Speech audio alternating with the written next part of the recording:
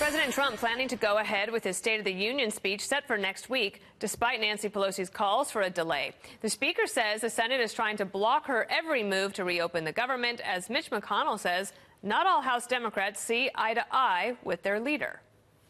This will be the 9th or 10th time that in the House of Representatives we have voted to open up government by putting forth bills that have passed the Senate under the Republican leadership. But now they're not taking yes for an answer to their own proposals. One Democrat from the state of Washington admitted the wall is not in itself a bad idea. It's been done. Another from Illinois asserted if we have a partial wall, if we have fencing, if we have technology used to keep our borders safe, all of that is fine. Joining me is Zach Friend, Democratic strategist and former spokesman for Obama for America, and Terry Holt, founder and partner at HDMK Strategic Communications. Zach, let me start with you because I'm curious where you think the Democrats are headed. And we're in day 32 of this shutdown, and it just feels like the impasse is as stark as it ever was. I completely agree with you, and I got to say that I'm pretty sure in 10 years there won't be a single American that'll say their life was made better because of this fight that we're having right now in Washington, D.C. Right now, what I think is that we're more interested in scoring individual political points than actually reaching a legitimate compromise. Both sides have actually put things forward, but both sides have also put things forward that the other side has said is a non-starter. So I think that we should probably then start moving towards some sort of middle ground compromise so we can actually get the government reopened. Terry, the president wants to do this speech on Tuesday night. Nancy Pelosi asked him to delay. She said it was security reasons, though I think really that is probably not as big a concern as the fact that the government is shut down. What do you think should happen on Tuesday night? It'd be better if he were allowed to give the speech in the House of Representatives as tradition has dictated. It was a petty ploy on her part last week to do that, and it started an exchange between President Trump and the new speaker that really didn't amount to anything except both the House of Representatives and the White House being dragged through more political mud.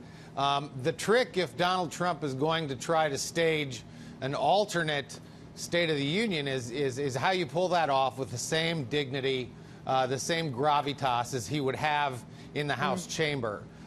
It's a tricky thing to do, and it would be better if both sides could take that opportunity to lower the temperature and perhaps get back on track. One of the things, Zach, last year at the State of the Union address, when the president mentioned that black unemployment was the lowest it had ever been, and no Democrats applauded, so that then the Republicans said, well, look at that. They can't even applaud for the good news.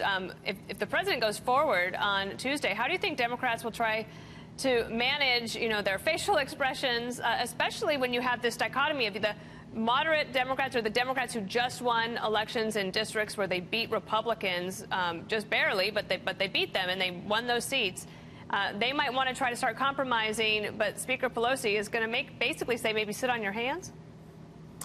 Well, I think that she definitely has a significant control over the caucus right now, and they have been very unified the entire time, and I think that that's to her credit.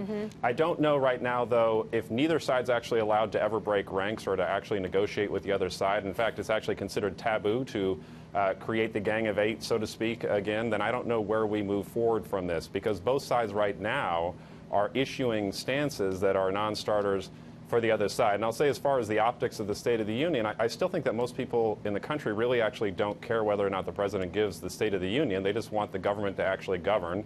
It's been closed down for a month.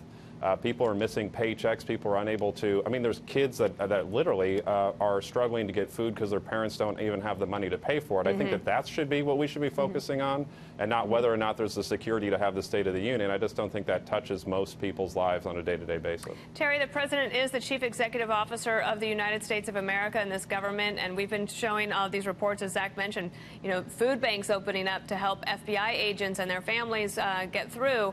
At some point, does that pressure ratchet up on him as well?